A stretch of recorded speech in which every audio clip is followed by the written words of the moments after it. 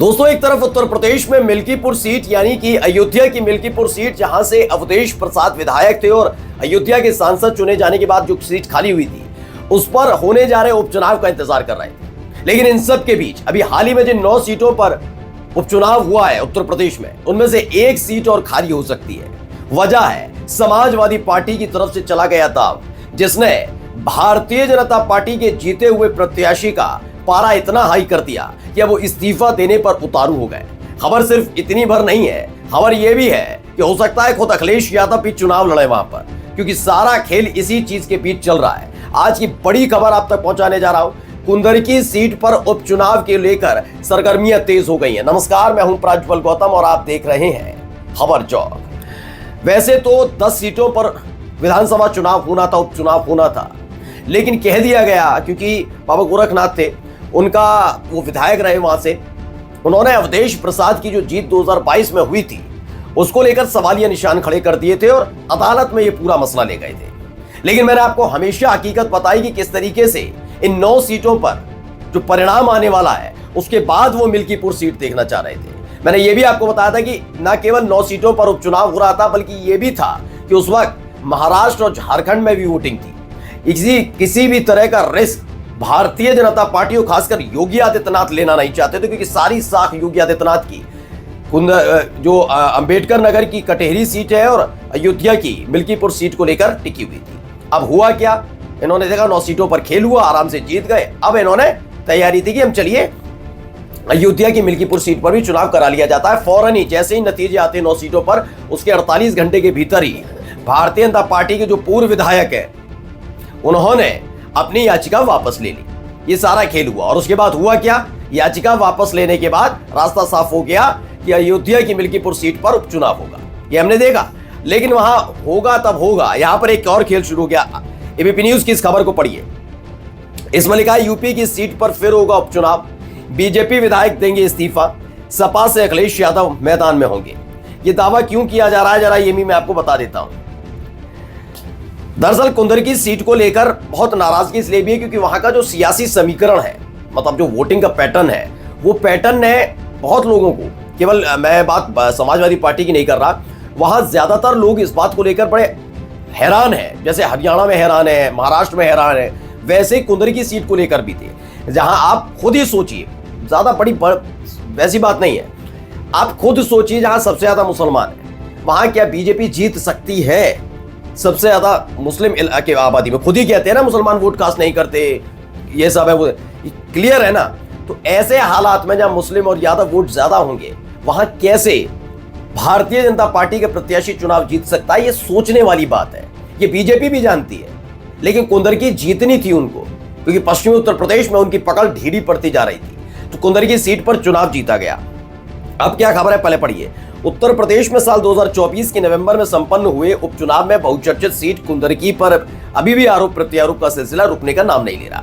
एक दिन पहले जब भारतीय जनता पार्टी के विधायक रामवीर सिंह ने ये चुनाव जीते थे, ने कुंदरकी सीट पर समाजवादी पार्टी के राष्ट्रीय अध्यक्ष अखिलेश यादव को चुनाव लड़ने का चैलेंज दिया, तो वहीं पूर्व विधायक हाजी रिजवान ने भी भाजपा विधायक रामवीर सिंह को चैलेंज किया है। यानी खेल सारा चल रहा है चैलेंज को लेकर।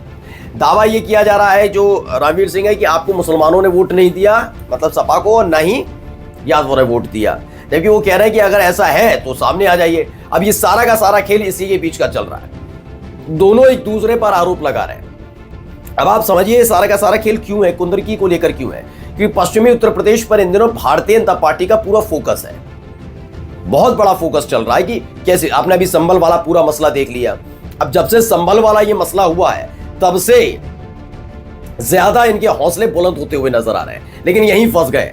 ये चैलेंज नहीं देना चाहिए था। सबसे पहले तो मैं आपको बता रहा हूं क्यों, क्योंकि कुंदरकी सीट का जो समीकरण कहता है वो ये कहता है कि अगर निष्पक्ष, क्योंकि कहा क्या जा रहा है, पहले पढ़िए। हाजी रिजवान ने अपने कार्यालय पर प्रेस वार्ता की और कहा कि भाजपा विधायक पुलिस फोर्स हटाकर